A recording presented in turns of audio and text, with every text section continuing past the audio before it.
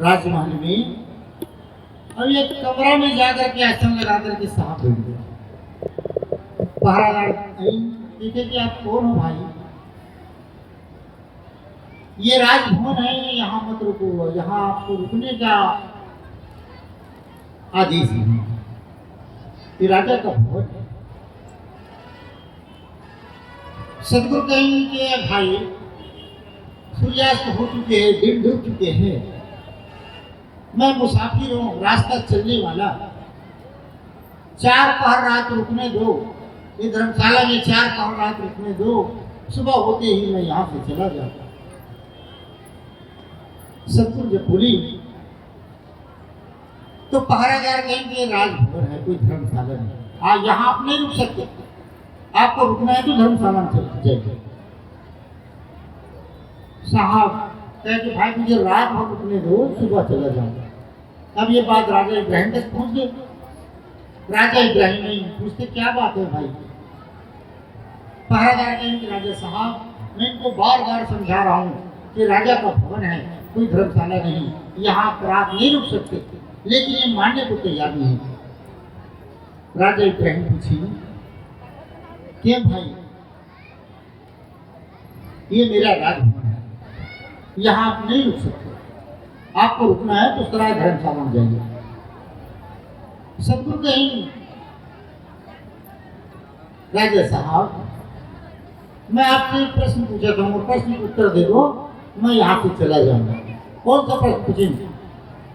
थोड़ा ध्यान से सुनो। सदगुरु जो है राजा इब्राहिम से कहीं क्या राजन आज से 20 साल पहले आ रहे होंगे यही राजभवन में एक बुजुर्ग मिले थे, वो कौन थे और कहां से ले गए? राजा इब्राहिम कहीं वो मेरे दादाजी थे, उनका देहांत हो गया था। सदगुरु कहीं ऐ राजन वो भी तो यही कहते कि मेरा राजभवन है, कोई धर्मशाला है। 10 साल बाद समय गुजरे के बाद 10 साल बाद पुनः आए यही राजभवन में, तो एक नौजवान मिले थे, वो कौन थे और कहाँ चले गए? राजा इब्राहिम के जो बोल रहे वो मेरे पिताजी थे, उनका देहांत हो गया, वो भी चले गए। सदगुरु के इनके राजा वो भी तो कहे थे ये मेरा राजभवन है, कोई धर्मशाला नहीं। आज आप कह रहे हैं कि ये मेरा राजभवन है, धर्मशाला नहीं। आप ये बताए राजा साहब आपके जाने के बाद इस राजभवन में कौन रहेंगे? राजा इब्राहिम कहेंगे कि भाई मेरे जाने के बाद मेरा पुत्र उत्तराधिकारी रहेगा। तो आप ही बताए राजा साहब इतने मुसाफिर आए, आपके दादाजी पिताजी, आप जिस राजभवन को अपना कहते हो इसको साथ में लेकर के जाओगे तभी तो आपका अपना है। आपके दादाजी इसको साथ लेकर के जाते तभी तो उनका होता, आपके पिताजी साथ में लेके जाते तभी तो उनका होता। आप कह रहे हैं आज ये मेरा राजभवन है। ए राजा साहब जब जाएंगे यहाँ से इस राजभवन को साथ में लेकर के जाना तभी आपका अपना होगा। मेरे हिसाब से ये आप सब मुसाफिर हैं। ठीक बात है भाई हो, ये जीव आज ये धर्मशाला में रुके हुए हैं, जब तक हम तो बैठे हैं ये जीव एक मुसाफिर है। अनेकों बार जन्म मरण के चक्र में भटकते भटकते भटकते ये धर्मशाला में आज मानव जीवन में अंतिम मोक्ष के अंतिम दरवाजा में पहुंचे हुए हैं। ये धर्मशाला में रुके हुए हैं, कुछ दिन रुके फिर चलना है, छोड़ के जाना है। तो ये सराय नहीं तो क्या है भाई? ये धर्मशाला है, जी रुके हुए हैं, यहाँ से जाना है। हम कहते हैं मोर धन मोर परिवार मोर शरीर ये भर के जाओ तभी हमार हो भाई, तो छोड़ के जाना है तो धर्मशाला नहीं है तो क्या है? 10 साहब बोली चलते बने। राजा इब्राहिम समझ नहीं पाई। जाए के बाद बहुत चिंतित हुई कि मैं समझ नहीं पाया, इस संत गुरु मला बार बार दर्शन देते, मैं इस संत गुरु समझ नहीं पाए, मुझसे बहुत बड़े भूल हो गए। साहब तो चले गए। एक आध हफ्ता तक की चिंता हुई, फिर बुला के राजा इब्राहिम। तो समय के देखते हुए मैं 2 आप उनके बीच में रखता हूँ। वैसे तो 7 बार साहब दर्शन दे हुए राजा इब्राहिम। फिर भुला के आखेट करना, हिंसा करना। सदगुरु फिर लीला बोधे के पहुंची। कैसे लीला दिखाई कि एक दिन राजा इब्राहिम घोड़ा में सवार रहे, एक हिरण के पीछा करते करते जंगल में बहुत दूर निकल गए। गर्मी के दिन रहे, बैसाख जेठ के महीने रहे, बहुत गर्मी रहे। 12-1 बजे के समय रहे, हिरण के पीछा करते करते आखेट के लिए हिरण के पीछा करते करते बहुत दूर जंगल में चले गए। प्यास से तड़पे लगी, हिरण एक झाड़ी में छिप गए, आखेट नहीं मिल पाई। राजा इब्राहिम प्यास से तड़पने लगी, सोची सब का करूं मैं, प्यास से तड़पत हूं, ऐसे लगते प्राण निकल जाएगा। दूर दूर तक नजर दौड़ाई तो कुछ दूर में पक्षी उड़ते दिखाई दिए। राजा इब्राहिम सोची वहां जरूर पानी हुई, जब पक्षी है तो जरूर वहां पानी हुई। घोड़ा भी तो सवार रहे, वहां तक के दौड़ाई। जब वहां पहुंची तो देखते कि झाड़ के नीचे एक व्यक्ति बैठे हुए हैं, घड़ा में पानी रखे हुए हैं। तुरंत घोड़ा से उतरे और जाकर के निवेदन करें, भाई मुझे पानी पिला दे, प्यास से तड़पत हूं। ऐसे लगते है कि प्यास के बिना वो प्राण निकल जाएगा, पानी पिला दे। तुरंत पानी निकाल कर दी। बैठी वहां का दृश्य, कौन आदमी स्वयं सदगुरु कबीर साहब लीला दिखाए के लिए राजा इब्राहिम का बोधे के लिए वहां पहुंचे। का लीला दिखाई साहब। अब वहां राजा इब्राहिम बैठी, देखते का वहां खूंटा गड़े हुए हैं, खूंटा में कुत्ता बंधे हुए हैं। एक रस्सी कुत्ता के गला में लगे हुए हैं, दूसरा किनारा वो खूंटा में बंधे हुए हैं। सुंदर सुंदर व्यंजन बना करके वो कुत्ता के सामने रखते। कुत्ता खात नहीं है, सोटा से मारते। ये सब दृश्य देखा था राजा इब्राहिम। कुछ समय बाद पूछते, भैया ये क्या बात है, इतना सुंदर व्यंजन बना करके कुत्ता के सामने रखा था, कुत्ता खात नहीं है, जरा सोटा से मारा था, ये क्या बात है। कहे सदगुरु एक मानव के बीच में रहे, पूछते तो थे भाई जब पूछा तो सुनते हैं, अगर जाने की इच्छुक है तो सुनते हैं। ये जो कुत्ता है ना, ये कौन है जो अभी राजा इब्राहिम राज्य करते बलक शहर में, ये होकर दादाजी ये क्या है। ये भी अपन जीवन काल में न सत्कर्म करी, न सत्संग करी, न संत गुरु की शरण में गई, सेवा भाव, दीनता के भाव, गरीबी की भाव एक जीवन में कुछ भी नहीं दिखी। जेकर वजह से सदैव आखेट करे राजा नहीं, जेकर वजह से आज कुत्ता जन्म पा करके खूंटा में बंधे हुए। ये सुनकर के राजा इब्राहिम बड़ा बेचैन हो गए कि बोला कि वो दादाजी है। अब देखते का फिर दूसरा खूंटा में एक कुत्ता बंधे हुए हैं, ओकर साथ में भी सुंदर सुंदर व्यंजन रखा थे, वो भी नहीं खाते कुत्ता, ऊपर से सोटा से मारा था। तब फिर पूछते राजा इब्राहिम कि भैया ये तो बता दे, ये दूसरा दृश्य वैसे के वैसे है, ये कुत्ता के सामने आप सुंदर व्यंजन रखा तो, ये कुत्ता खात नहीं है, ये सोटा से मारा तो, ये क्या बात है। सदगुरु बोले, भाई के जाने की इच्छुक जानना चाहता, पूछा तो मैं बता दूं, नहीं पूछता तो मैं बताते नहीं, पूछा तो सुनता है। ये जो दूसरा कुत्ता है ना, ये कौन है। ये जो राजा इब्राहिम राज्य करते बलक शहर में, ये होकर पिताजी ये क्या है, वो भी अपने जीवन काल में न कभी सत्कर्म करी, न सत्संग करी, न संत गुरु की शरण में गई, सदैव हिंसा करना, आखेट करना, अपन जीवन समाप्त कर दी। जेकर वजह से कुत्ता जन्म पा करके ये भी बधे हुए कर्म के भोग भुगत। ये जब बोली इस राजा इब्राहिम बड़ा चिंतित हो गए। सुना था कि दादाजी पिताजी कुत्ता जन्म पा करके बैठे हुए। अब तीसरा दृश्य का दिखाते साहब, लीला का दिखाते, एक खूंटा गड़े हुए, रस्सी लटके हुए, कुछ बंधे नहीं। तब पूछते एक का कारण है भाई। सदगुरु जानना चाहता तो सुन ले भाई क्या है। ये जो तीसरा खूंटा है ना, रस्सी भरे लटके, कुछ बंधे नहीं है, ये तीसरा खूंटा गड़े के कारण ही है कि बस जो राजा इब्राहिम राज्य करे थे ना, ओकर समय कुछ दिन बचे, जैसे ऊपर देहांत हुई, कुत्ता जन्म पा करके यही खूंटा में आकर के बंधे। बस मतलब सुने राजा इब्राहिम बेहोश हो कि मौलवी पुत्र जन्म पाने। बताओ भाई हो ऐसे आपको संत गुरु कह दे कि तो मृत्यु होने के बाद अमुक खान में जावे तो कोई सुन सकता है? कई दिन मुक्ति हो जाता तो वाह है और कहूँ अन्य खाने में जावे पशु पक्षी कीड़ा मकोड़ा हाथी घोड़ा कुत्ता बिल्ली अन्य खाने में जावे ऐसे कोई बताइए तो हम मानने वाला नहीं माने। यही कारण से साहब की वाणी है कबीर को मानते हैं लेकिन कबीर की नहीं मानते। सदगुरु की तो वाणी है कि गुरु मुख वाणी ऊंचरे शिष्य साच कर मान यही भी फंदा छूट ही और युक्ति नहीं आए।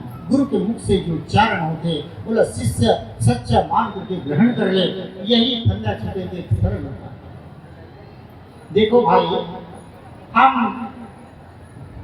भ्रम में पड़े हैं गुरु काला बांधा के पंचभौतिक शरीर। सदगुरु कबीर साहब के लिए शरीर गुरु नहीं हो भाई ज्ञान गुरु होते। गुरु के मुख से जो उच्चारण होते वही सच्चा मान करके ग्रहण करते।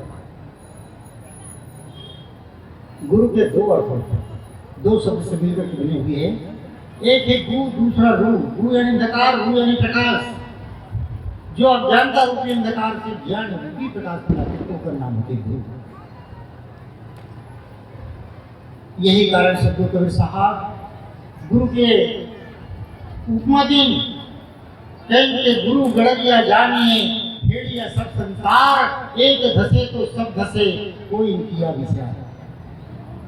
जिसे गड़रिया होते ना अपन भेड़ बकरी चराए हो जाते एक प्रमुख होते भेड़ आगे आगे चलते होकर पीछे पीछे सब भेड़ हजारों के समूह चलते सामने एक भेड़ कौन कूद दी तो सब भेड़ कूद दी कोई सोचना नहीं। यही प्रकार से आज देखने में आते हम देखते जहाँ भीड़ दिखाते दौलत हम सच्चाई जाने के प्रयास नहीं करेंगे कि वास्तविक का सत्य का है। यही कारण सदगुरु कबीर साहब कहीं कि गुरु गड़रिया जानी भेड़िया सब संसार एक धसे तो सब धसे कोई किया विचार। भाई वो विचार करके चलो आज हम लोग भटकाने वाला बहुत है अनेकों संप्रदाय आज देखा तो नहीं। अब मन से हम कहा बोली एक कोई से भटकाने वाला है आज अपन आप कोई जने सदगुरु कहते फिर लेकिन भाई हो कहता सो करता नहीं मुख के बड़े लबार क्या मुख लेके जाओगे सदगुरु के दरबार। कहने वाला उपदेश देने वाला बहुत है लेकिन अपन जीवन में अमल करे तो ना कहता सो करता नहीं मुख के बड़े लबार क्या मुख लेके जाओगे सदगुरु के दरबार। कथा में आ जाए राजा इब्राहिम बेहोश जब कुछ समय बाद आधा एक घंटा के बाद जब पहुंच गई तो देखते वहां ना कोई मनुष्य है न कोई कुत्ता बने हुए है सिर्फ साहब लीला दिखाई अंतर ध्यान हो गया। अब राजा इब्राहिम बेचैन होकर के वापस अपन राज्य बहुत चिंतित रहे कैसे संत गुरु के दर्शन कब हो। आज मैं कितना परीक्षा लेके ऐसे संत गुरु के दर्शन करो। अभी का पत्ता के बाद फिर भूल साहब फिर राजा इब्राहिम ने बुद्धे में पूछी तब एक दिन की घटना है कि देखिए राजा इब्राहिम रात में आखेड़ कर थे राजा इब्राहिम ने नींद नहीं आए तो क्या करते एक शयन का अक्षर सोए की कमरा राजा इब्राहिम की वो सोए के कमरे में पलंग रहे पलंग अनेकों प्रकार के फूल के सैया से सजाया जाए तब हमारा राजा इब्राहिम सोए के थोड़ा बहुत नींद आ गया एक से एक सुगंधित फूल से वो पलंग सजाए वही पलंग में जाकर राजा इब्राहिम सोए तब वो नींद आया। एक दिन सदगुरु पास विचार करी कि यही एक अवसर है जब राजा इब्राहिम के आय के समय हुई सोए के समय हुई तो सदगुरु कबीर साहब वहां पहुंची और एक महिला के भेष बना करके साड़ी पहनी महिला के भेष बना करके जा करके वो फूल के सैया में सो गए। बस अब राजा तो आए के समय हो चुके वही समय जा करके सो गए। राजा इब्राहिम देखिए बहुत गुस्सा हुई कौन महिला इतना साहस के मोट फूल के सैया में सोए हुए राजा इब्राहिम सोटा निकाली और दो चार सूटा साहब के ऊपर छा दिया। आपके हमार जैसे पंचभौतिक शरीर होती तब तो लगती है भाई सदगुरु के तो पंचभौतिक शरीर है नहीं।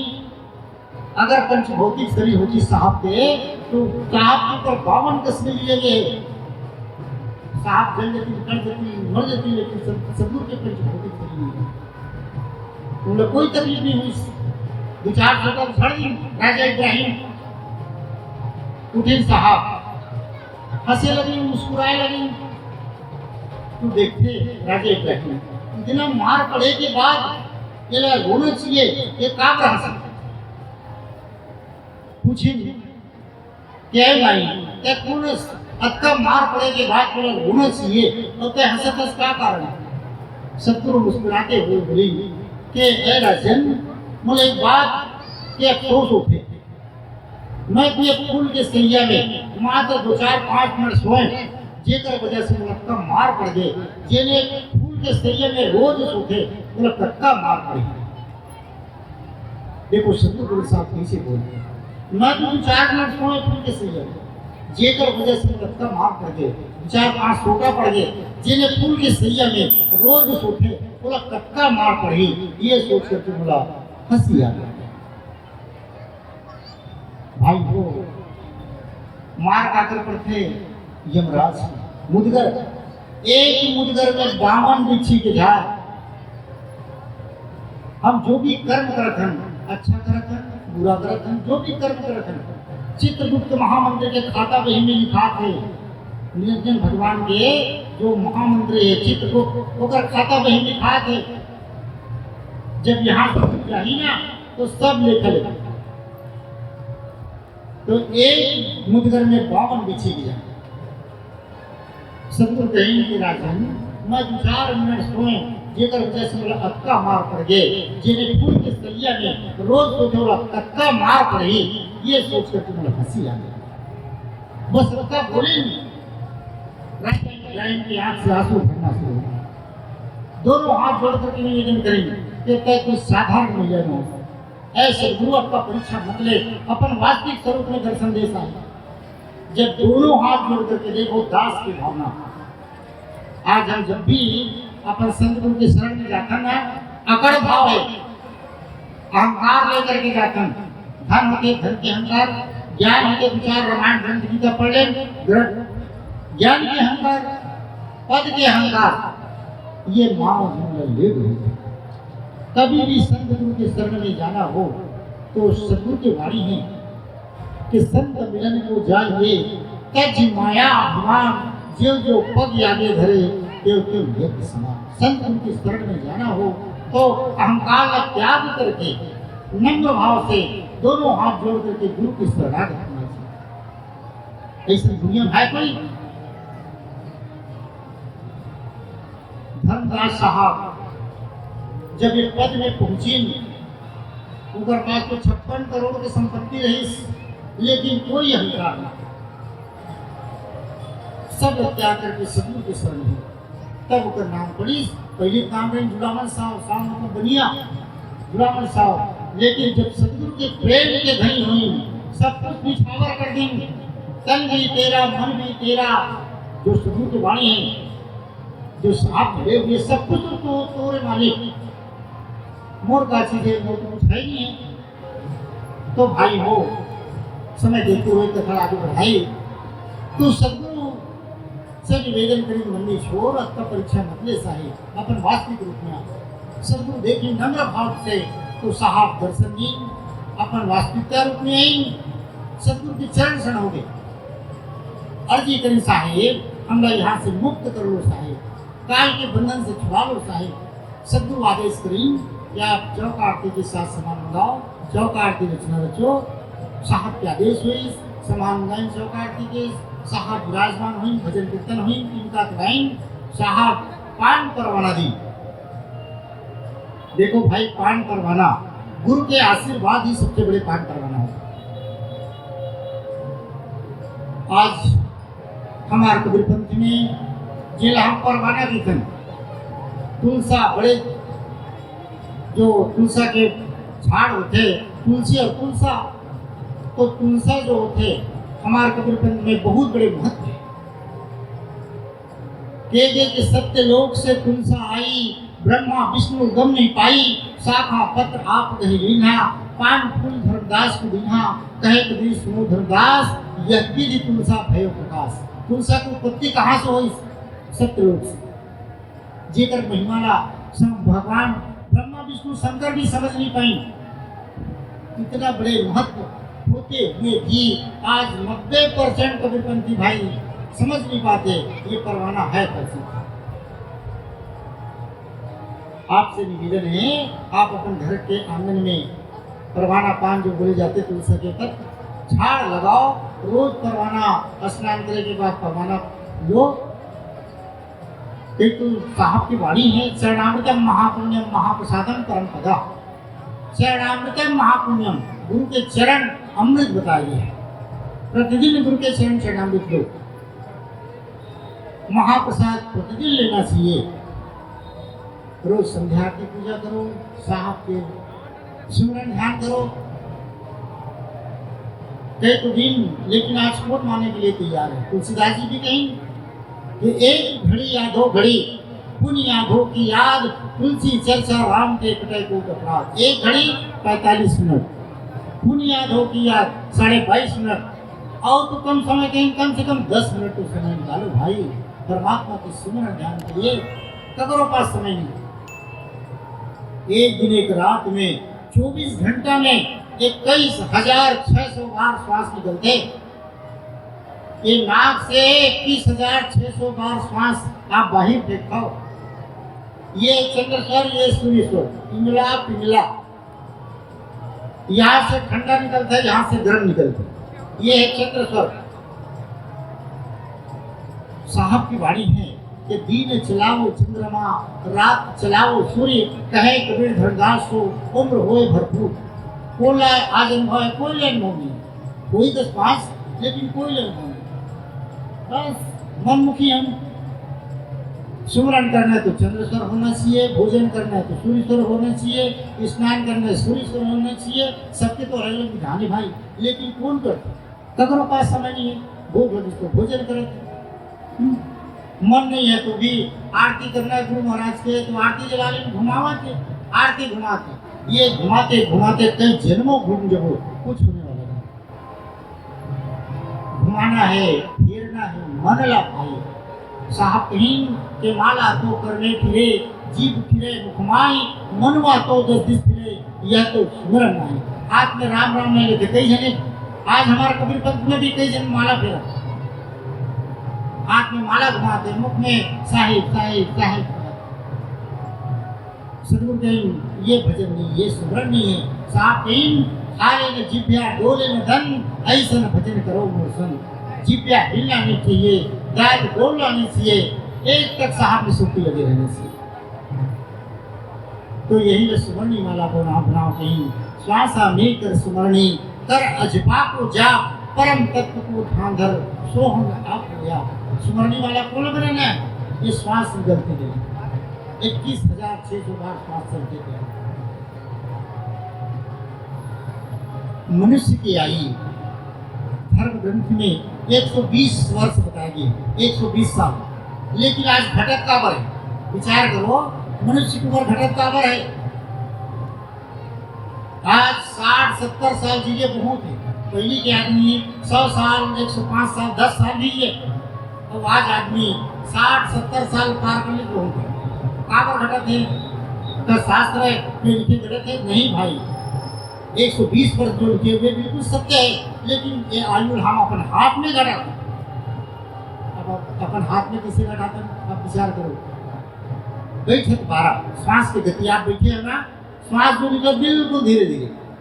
बैठे 12 चलते 18 उठ के चला तो श्वास की गति चाल बढ़ जाती। बैठे 12 चलते 18 सोवत में 36। और जब सोते आदमी तो नाक तरफ से जब इतने तीव्र गति से श्वास चलते कि नाक बजना शुरू हो। तो बैठे 12 चलते 18 सोवत में 36 भोग करत 64 चले पूर्ण विश्व 20 वो विषय वासना में आज के मनुष्य ज्यादा लिप्त है, जेकर वजह से 120 वर्ष की आयु घट करके 60-70 साल में समाप्त। जैसे बात है, बिल्कुल सत्य बात है। तो कैसे समय बढ़ाएगी?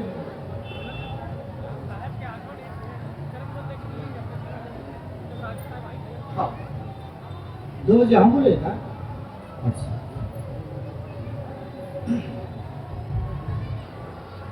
तो ये प्रकार से आज हम लोग मानव जीवन मिले भाई, अमूल्य जीवन है। जीवन बर्बाद मत करो, सत्कर्म करो, सत्संग करो, संत गुरु की शरण में जाओ, दुर्गुण के त्याग करो, दीन दुखियों की सेवा करो। मानव जीवन में गुरु ही सार है, गुरु के शरणागत ही जीवन के लिए सार्थक होता है।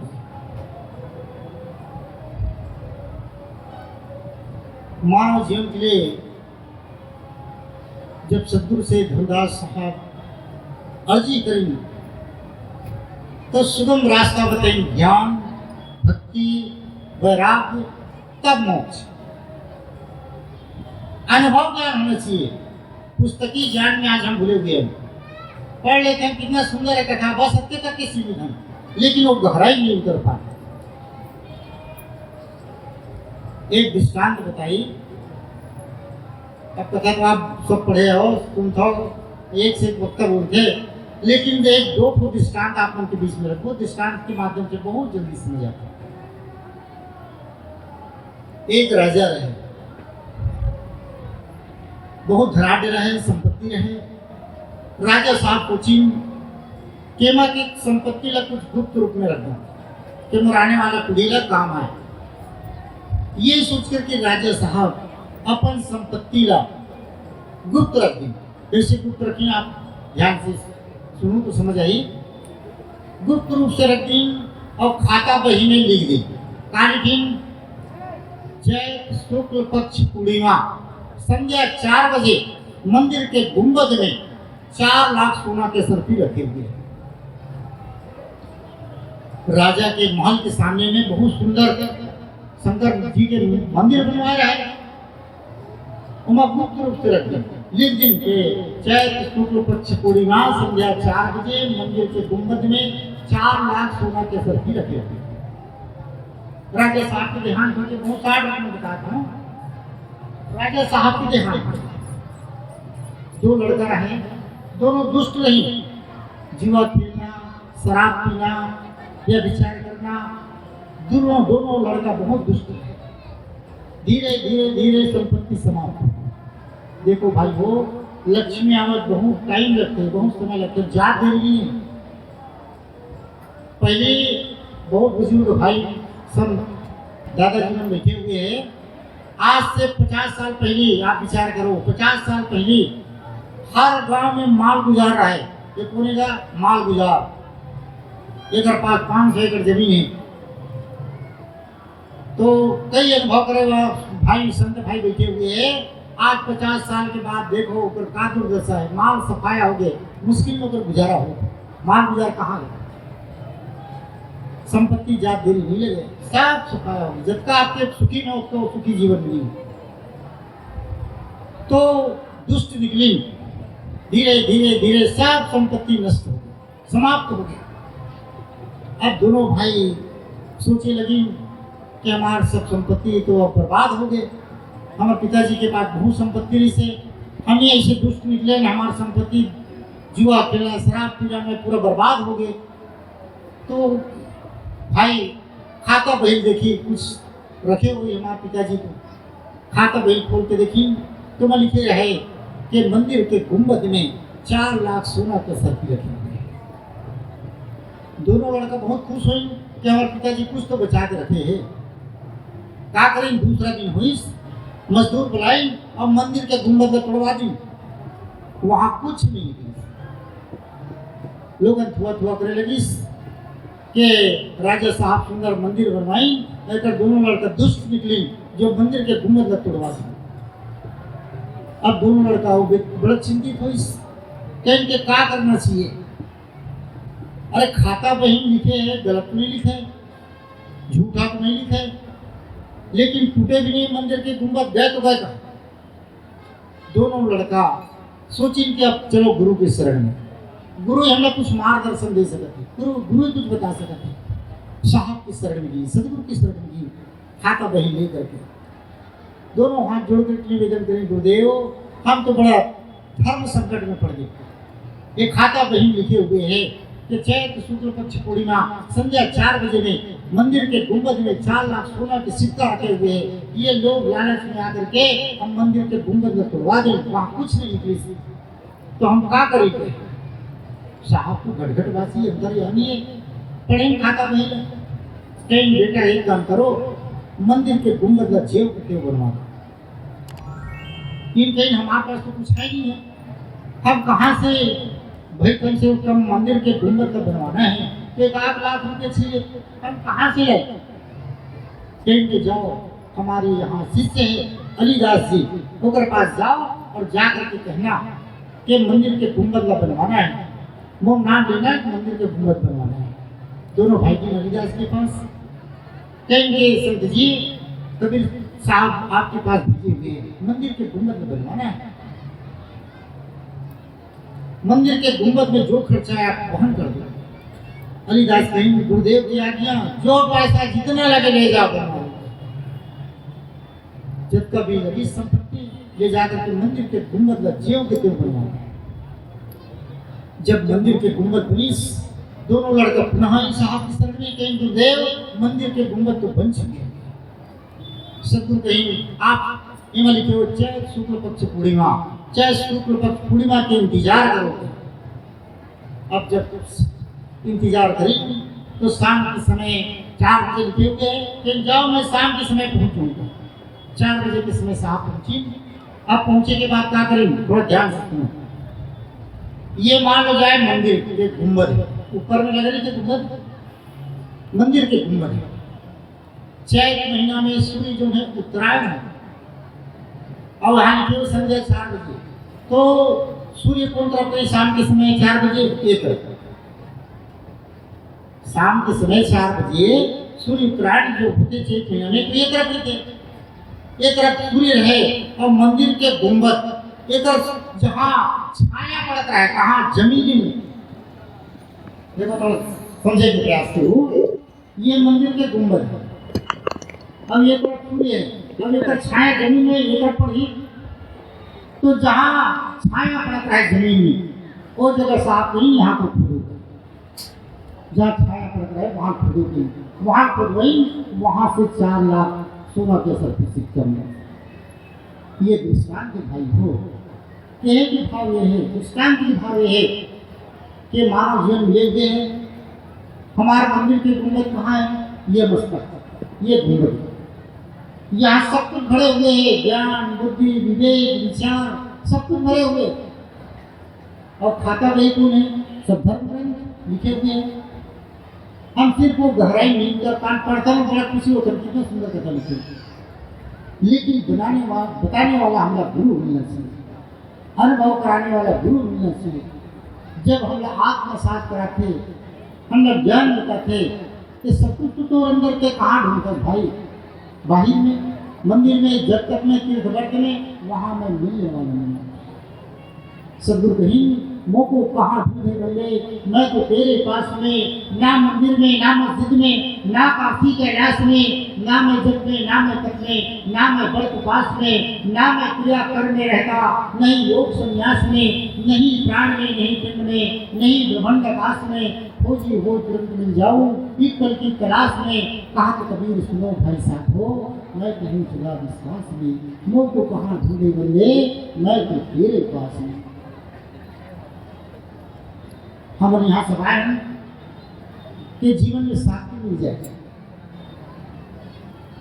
शांति के लिए हम सब पहुँचते हैं, जहाँ भी संतों के शरण जाते हैं जीवन में शांति मिले, लेकिन शांति कहाँ मिलती है? हम भटके हुए संसार। एक समय भगवान नारायण विष्णु जी सब आदमी बांटते रहे, वहाँ हजारों आदमी लगे रहे लाइन से, सब देख रहा है, कोनो सुख, कोनो वैभव, कोनो परिवार, कोनो लोग, जितने सब बांटते रहे समान, सब बांटते रहे। एकाएक भगवान के हाथ से छूट गई, एक वस्तु भगवान के हाथ से छूट गई। भगवान बोला अपन पैर में दबा लिया। अब पैर में दबाए के बाद जब सब आदमी जब बांटे के बाद में, लेकिन आप सुना हो वो चेहरा भरे में कितने वास्तव आप तक जा सकते तो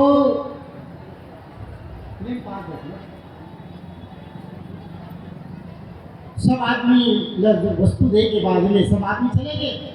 लक्ष्मी देखत रहे, पूछी सबके जाए के बाद भगवान आप सब लोग जो वस्तु दे रहे सब लोग बांट दो, लेकिन का वस्तु गिरीश आपके हाथ से जिन पैर में दबा ले। लक्ष्मी जी भगवान विष्णु से नारायण से पूछी का वस्तु गिरीश आप पैर में दबा ले। तो भगवान विष्णु कहेंगे ऐ लक्ष्मी मैं तुम मनुष्य सब कुछ दे, धन संपत्ति राजपाट सुख वैभव सब दो, लेकिन जो वो हाथ से छुटी ना वो का है शांति। शांति जो है हाथ से छूटे ना पैर में दबाना। आज मानव जीवन में कौन से बताओ जेकर जीवन में शांति है? सबकी जीवन है भाग दौड़ है, तो भाई मानव जीवन में कोई शांति नहीं। धन में ज्यादा धन है तो भी अशांति, बोला संभाल के रखे के लिए चिंता, धन नहीं है गरीबी है तो भी अशांति है, शांति नहीं है। परिवार में भी शांति नहीं है। तो ये प्रकार से भाई सतगुरु कबीर साहब कहीं मैं कहाँ ढूंढकर भाई मैं तो तुर घट में हूँ, तो अंदर आत्मा में हूँ, खोजी हो तुरंत में जाऊँ, मैं तुरंत में हूँ, एक पल की तलाश में एक झलक में मैं तुरंत मिल सकता। कब आत्मा में विश्वास होना चाहिए।